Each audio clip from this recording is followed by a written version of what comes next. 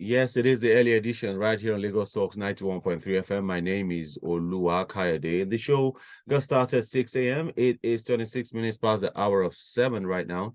And we're still at the early part of the show. Right now, we're getting into a conversation, or shortly, we will be getting into a conversation with Director General of Nigeria Employers Consultative Association. We want to look at the budget and if there are aspects in the budget that relates with the plans that or the discussions that they've had with governments before they came into office and right now. I want to compare what Mr. President said he will do when he gets into office and what he's doing right now that he's in office and really what is in the 2024 budget that can industrialize Nigeria. You heard the clip I played from the former governor of the Central Bank of Nigeria, Sanusi Lamido Sanusi, saying oil cannot take us out of, make us a first world country.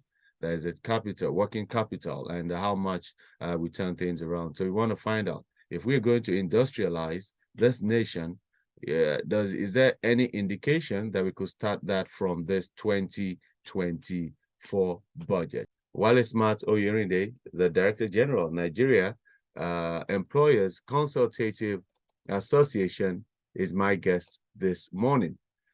Good morning to you, Mr. Oyerinde. Good morning. Good morning. Great, great. And thank you for joining us this morning. And how are you feeling? We dragged you out of somewhere to join us this morning. Thank you. Thank you very much. I think we're fine. Great, great. All right. So we're breathing. You're breathing.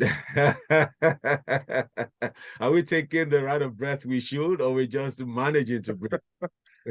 I think the most important thing for now is just get yourself to a stage where you can breathe. Then anything can happen after that. Anything can, okay, all right. So on that note, since we're still breathing, we just want to find out from you, first of all. I mean, we're all talking about budget and how important it is to budget. But one question I would like to find out is, I would like to ask of you is that budgeting is not just written in an office. It is more of a collective input from different experts and professionals per industry or sector. Were you consulted, seeing that we're looking at the plight of the Nigerian worker and how it affecting us? Were you at any point from any sector or ministry, department, or agency consulted for your input to this budget? Well, thank you very much. I agree with you that budgets are not crafted in the office. I also agree with you that it requires, because of the fundamental nature of a budget, it's basically a planning document. A planning document that you conscientiously prepared to help you to address certain critical gaps I've identified. And in the course of addressing those gaps, you continue to add layers and layers of block to your developmental trajectory. So it has to be a delicately prepared document without frivolities. Now, we're being consulted, when the new administration came up, and one of the things we did was to proactively and constructively engage in view of the fact that we had our experience with the last administration. Arrangements were made, agreements were made, certain priorities were not given due attention. And with credit to the last administration, they did their best. But just unfortunate that their best could not take us out of the hole that we were digging for ourselves. Can you hear me now? I can hear you. Go ahead, please. So we made our submissions. We made our submissions to relevant government advisors then, because then there are no ministers. So there were critical advisors, and Mr. Wale was also an advisor then. So we made our submission to the advisors. These are these organized private sectors priorities. And some of those priorities were captured in the budget. Not all those priorities. Some of those priorities were captured, but we believe strongly that this budget or this appropriation bill will have been better if we give more attention to those priorities that affect organized businesses. So come to think of it, government doesn't develop the economy, it is the private sector that develops economies. It's the private sector that creates jobs. It's the private sector that facilitates growth. So our view is more should have been done in the budget, in the appropriation bill, which there's still an option because the budget is still has not been passed to law. So more can still be done within the context of addressing those critical issues that will lay a solid foundation for our growth. That is not to say the budget, the proposal has not been well thought out. The government has its priorities, but in the context of where we think we should go, in view of where we are coming from, I think certain priorities or certain items needed to be given priorities. And the issues around infrastructure, around issue of health, around education, because without a very strong human capital base, we ain't going anywhere.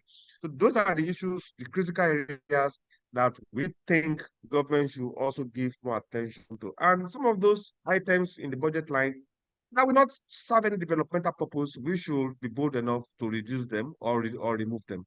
Okay. Now, when you look at this budget, first of all, what do you see as the priorities of government? I mean, we know government has said they want to focus on security, job creation, etc. But when you look at the budget, it's one thing to say, it's another thing to actually have a plan for it. What do you see as government's priorities in this appropriation bill?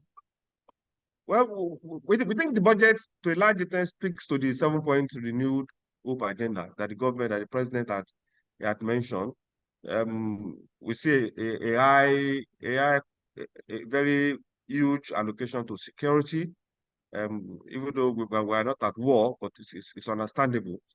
We see some level of allocation to, I think, health, education, and health also took a bit, but not substantial enough to meet our needs. But while we also recognize the fact that the budget is for 1 year, and if a system, pick at the education system or the health system, if they've gone south for many years, so you're not going to fix them in a year. So you have to progressively, increase the proportion of allocation to them year by year. So this budget, we view it as just a 1-year document to address or to lay a foundation for us to address all those critical issues, at least for this year. So as I said, government priorities, you cannot fault it. If you ask 50 different stakeholders, what is their priority view? It's possible that you have 50 different priorities. So government have to, at the point, come up and say, look, this is our agenda, this is what we want to achieve, but those things they want to achieve must also align with the needs of Nigerians and the needs to grow the economy. If you take those things out of the context, then the budget remains a frivolous document. Okay. Now we're still, I want us to hit home and just point out specifics in the budget. Now, looking at this budget, does it address, in your view, the immediate, the mid, or the future plans of Nigeria? What does this budget, from your interpretation, not what government is saying, your interpretation as an expert, what does it address? Well, it might meet some immediate plans, might meet some immediate needs, but you cannot take out, when the 7-point agenda was crafted, it was the administration's agenda. It wasn't the private sector agenda. But there are some items in the agenda, issue of job creation, issue of private sector engagement, public partnership called PPP, public-private projects. Yes. Those collaborations for us, they are very, very important components of the 7-point agenda. And the expectation is now, how do you make allocations in the appropriation bill in such a way that it speaks to your achievement of those agenda? We also realize food security was in the context of the agenda. And if the issue of security remains priority for government, okay, it's understandable why a large chunk of the budget is given to security. If agriculture is a priority of the administration, then it will be understandable why a good chunk is given to agriculture. If health is a priority of the administration, and I'm emphasizing this now, priority of the administration, because each administration have its plan, they have their program, which they have sold to Nigerians during campaign period, Yeah. and which they are now coming to say, look, this is what we are going to do, and becomes a social contract with Nigerians. So the social contract will not be with NECA, will not be with the organized private sector. It will basically be between the government and Nigerians. To that extent, you can't be dogmatic about, look, my priorities have to be met. But most important thing is that those priorities must speak either directly or indirectly to the needs of Nigerians, because which was going to be my Nigerians next are question. basically the basis. Which is my next question, that those priorities of government, do they address or meet the needs of the people right now for 2024? I think they fundamentally meet the needs. Those 7-point agenda, they fundamentally meet the priorities of Nigerians. As I said, it's important we know that you cannot deal with all the issues at the same time. You have to look within the context of your resources. If I have 10 different needs, 10 different priorities, or what I will do without advice directly telling government what to do, because they have the technocrats to advise them. What I will do is to look at which of those 10 priorities, or if I pick 3 priorities, right? Which of those 10 priorities, among the 10, which 3 can I pick, or which 4 can I pick that has the potential to drag the remaining 6 along? Let me pick the issue of private sector support. Okay. If I provide infrastructure, now, not palliatives now, if I provide infrastructure for the private sector, what could happen? One, with adequate infrastructure, a P&G will probably not leave Nigeria. If I provide infrastructure, just one item, it is possible that the private sector will grow. And if the private sector grows, 2 or 3 things happens. One, job creation will happen. As more people get jobs, you are also invariably addressing the issue of insecurity. Just by one item, by focusing on, look, let me deal with infrastructure that will enable the private sector. By dealing with that, it's already pulling my country out of the unemployment quagmire. It's already pulling us out of the quagmire of insecurity. It's already pulling us out of the quagmire of revenue, because as more people get jobs, those individuals will pay payee. The businesses that are growing, they will pay company tax, company income tax. So by one item, focusing just one item of infrastructure, I have solved or have initiated the process of solving 2, 3, 4 items. And that is the counsel that we are giving, that whatever the priorities are, because of the paucity of resources now, they must have the capacity to throw 1 or 2 or 3 priorities along with them in the trajectory of growth. All right. And now talking about priorities and how you can use one stone to kill 2 birds, and or multiple birds in this case, what part of this budget is targeted at assisting or supporting organized private sector, to the extent that we know that this year the running cost of the organized private sector has increased, double, triple, depending on the sector that the company is in. Overheads have gone up, cost of running the business, utilities and all that have gone up. What in this budget brings succor to the organized private sector? Because, like you rightly said, government does not provide jobs, or it's not their main priority. They provide the enabling environment for organizations like yourself to thrive. So is there anything there that makes your job easier and makes it easy for you to provide jobs in 2024? Well, we saw the budget for infrastructure, and we've also expressed our view that seriously more can and more should be done within the context of infrastructure. We saw the budget for education, with where our educational state is, because really you need talents basically, and with what we've seen in the last 1-2 years, with the massive exodus of Nigerian talents out of this country, you need a pipeline, you need a system that produces talent for you. And if with the current allocation that we have for education, is also, we believe strongly, is also not enough. And there are budget lines, that we won't mention. There are budget items that we believe that are not priorities. Those funds can be the issue of renovation of houses, renovation of this.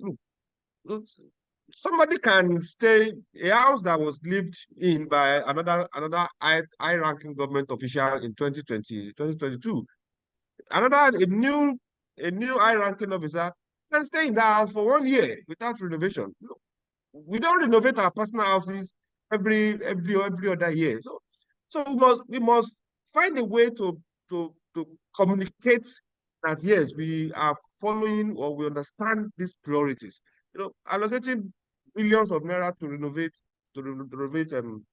a house, while you have huge deficits in infrastructural development, you have huge deficits in our education, we have huge deficits in health, because we lost, it's quite unfortunate and quite painful. We lost the opportunity that COVID-19 provided for us. The most developed nations during COVID-19, because funds were coming in from everywhere, grants were coming in from developed countries to most African countries. People were developing their health systems. People were building structures. They were deepening their health, their capacity to provide health for their people. But somehow we just lost that opportunity. It will surprise you that health tourism is one of the biggest leakages for forex in this country. So if we have missed those opportunities, and this administration is coming to say, look, this is renewed hope, then we should do things differently. Not in context of what is on paper, but not in context of what we say, but people must see that yes, we are actually doing things differently by what we take as priorities in the budget, by what we take as priorities in our actions, and what we take as priority in what exactly we do. Now, 4 major, should I say, adjectives have been used to qualify this budget. Some say it is too huge, too big a budget. Some say it is too small. Some have called it very unrealistic, that is too high, we can't make it, while others have said it is very unambitious. What really, or how would you describe this budget? Well, who will say it's ambitious? It's quite ambitious. Ambitious within the context of certain parameters, certain assumptions are okay. Certain assumptions are a bit of concern. The assumption on the exchange at the 750 naira per dollar, that assumption seems okay within the context of now, where we are now. The assumption on crude production, barrels per day, at 1.75 million per day. And currently, we are doing about 1.3 about million per day. And OPEC are also giving us 1.35 million barrels per day, if I'm not getting it wrong. So what are we going to do to jack up production to 1.75? Because crude oil, basically, the income from crude oil is a core revenue from that to fund the budget. So the risk is this: if you don't meet the 1.7 million barrel per day oil production, you run short of revenue, which will shoot up your budget deficit. So you see the connection. If you can't meet your revenue targets, that means you have to borrow, because you already have the plan of what to spend. So it's quite ambitious, and we are hoping that there is a lot of thinking. One of the things that this government have shown, one of the things we'll give them credit for, is they've shown that there's some level or a high level of thinking behind the plans. Now, it is one thing for you to have a high level of thinking and come up with the plan. The most critical part of it is your capacity or your ability and your willingness to implement those things that you've put in place. Wow. High level of thinking. A lot of Nigerians tell you no, they don't see any thinking or any deep thoughts going into this. But if you say the high level of thinking, I'm sure you're looking at it from a professional point of view and the interaction and the details in it. But looking beyond this, there's also this target of is it 8 or 10 trillion naira for tax? Can you confirm that for me? The target for next year's tax, actually, it's 10.1 trillion or so that the government wants to rake in through tax. Are you concerned that you will be overtaxed, or what's your reaction to that? Well, the joy for us is this: the Presidential Committee on Fiscal and Monetary Policy. I think the committee is doing a good work. The committee headed by Adewale, and we are part of that committee. The OPS is part of the committee, and the whole long-term or the medium-term plan, or the outcome that is expected, is we'll make tax collection more efficient. Currently, it's almost zero efficiency in tax collection. So our incidences where you collect 10 naira tax and you use 7 or 8 naira to collect it. Your tax collection is 10 naira and your collection expenses is about 7 or 8 naira. It doesn't make sense. So what we think will happen and what we've seen is that the committee, once they conclude their work, we make their recommendation, and part of the outcomes we expect is they will deliberately crash the multiplicity of taxes. They will deliberately create a system where all Nigerians or most Nigerians that are out of the tax net will be brought into the tax net. Now, if you widen the tax net, you've widened your capacity to generate more tax. If you make tax payment more efficient and easier, then you have more people that are voluntarily paying. And that also increases your tax revenue. And if you make your tax collection processes more efficient, then you will reduce your expenses, the amount you spend collecting 1 naira tax. Because if you spend 9 naira collecting a 1 naira tax, you will spend 90 couple because you want to collect a 1 naira tax. So your income basically is just 1 couple. So we believe once those holes have been plugged, it will naturally increase your tax revenue.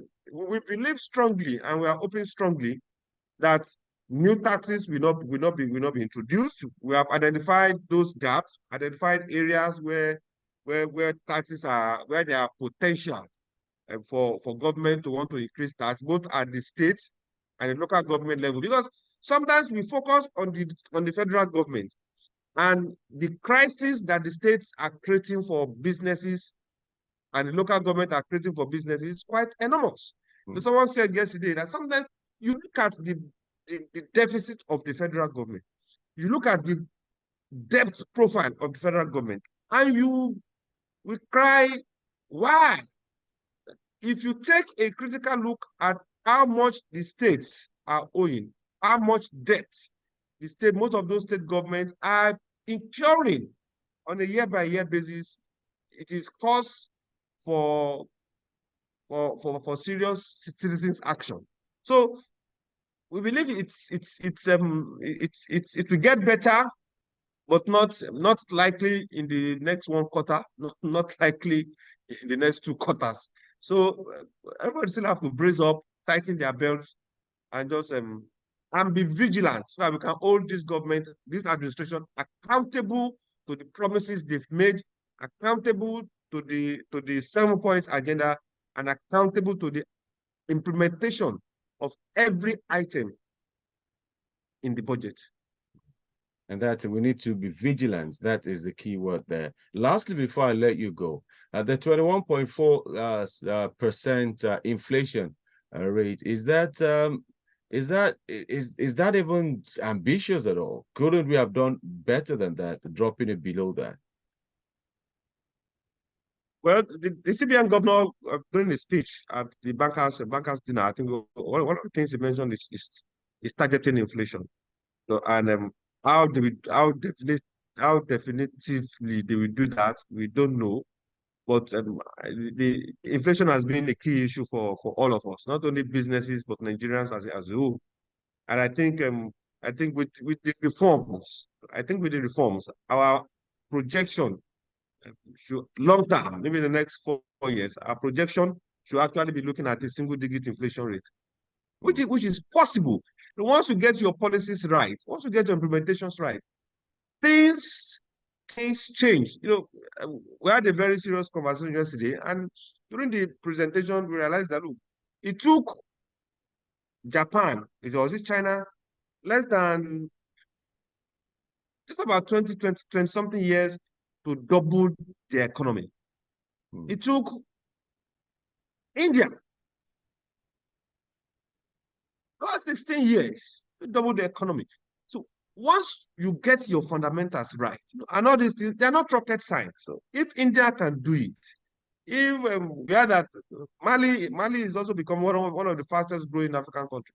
If those countries can do it, this is they're not. They are, people that run those economies, and they're not angels. And those are the painful things. They are not angels. They are not spirits. They are individuals. And once you have the template for that growth, you don't have to copy paste the template. Let's look at the templates they have used. And let's domesticate or localize the context of those plans that can be applicable to us as a nation. And we run with it. It's not rocket science, basically. It's so a single digit is achievable. Just find ourselves in this situation. Yeah, a single digit is achievable over the next 4 years, but we need to start seeing the impact from next year, I believe. Absolutely. I said probably not in the first quarter, because they say you find yourself in a hole, the first thing you do is to stop digging. The fact that you stop digging doesn't mean you are out of the hole. So once you stop digging first, then you now create a system where you can start refilling the hole so that you start coming up gradually. I think the process where we are now is we have stopped digging. So the next phase is for us to start creating systems that will get us out of the hole gradually. And then at a point, you will get to a zero level. Not that you have grown. It's just that you are out of the hole. Then you now start your process of growth. And those processes, they take time. But I believe with seriousness from government, with proper engagement of stakeholders, you can't rule out engagement. You can't shave people's head behind them. And government is not the omnipotent, omniscience. Everybody in government, they don't know it all. And that is why they have to deepen engagement with organized private sector, with NECA, deepen business, with labor, deepen engagement with everybody, so that all of us can make policy recommendations to them that can help them to improve the economy as they've promised. All right. Wale Smatt-Oyerinde, DG, Nigeria Employers Consultative Association. A very big thank you for joining us this morning. Thank you for having us once again. All right. And the conversation about the budget continues. We need to understand what it means, and we'll find out. I mean, after the budget is passed, we'll have them back in the studio to have a conversation on what really their thoughts are, if really they're happy with the final details of the budget.